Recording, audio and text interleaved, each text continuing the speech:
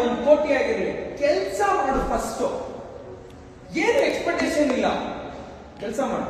Expectation ಯಾವಾಗ ಮಾಡ್ಬೇಕು ಗೊತ್ತಾ? ತುಂಬಾ ಎಕ್ಸ್ಪೀರಿಯನ್ಸ್ ಆದ್ಮೇಲೆ ಬರುತ್ತೆ ಆ ಎಕ್ಸ್ಪೆಕ್ಟೇಷನ್. ಅಲ್ಲಿವರೆಗೂ 16 ಇಯರ್ಸ್ ನಾನು ಅದೇ ಮಾಡ್ತಾ ಇರೋದು.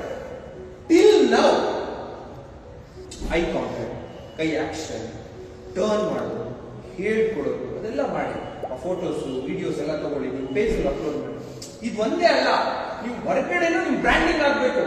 ದೀಪಾ ಮೇಡಮ್ ಇಲ್ಲಿ ಟ್ರೈನರ್ ಮಾಡ್ಕೊಂಡು ನೆಕ್ಸ್ಟ್ ಯಾರಾದ್ರೂ ನಿಮ್ ಫ್ಯಾಮಿಲಿ ಯಾರೋ ಒಂದು ಆರ್ಡರ್ ಬಂತು ಅಂದ್ರೆ ಅದನ್ನ ತಗೊಂಡು ಮಾಡ್ಬೇಕು.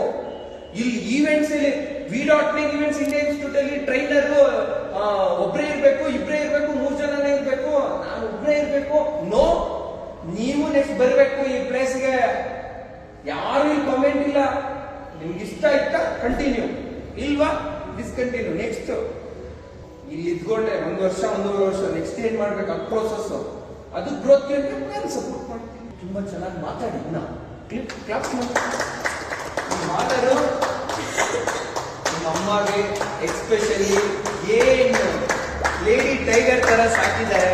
ಮುಂದೆ ಹೋಗಿ ಅಕ್ಕಗೆ ಅಪ್ಪಗೆ ಎಲ್ಲರಿಗೂ ಈ ಒಂದು ಆನರ್ನ ಡೆಡಿಕೇಟ್ ಮಾಡ್ತಾ ಇದ್ದೀವಿ. ಒಳ್ಳೆಯದಾಗಲಿ.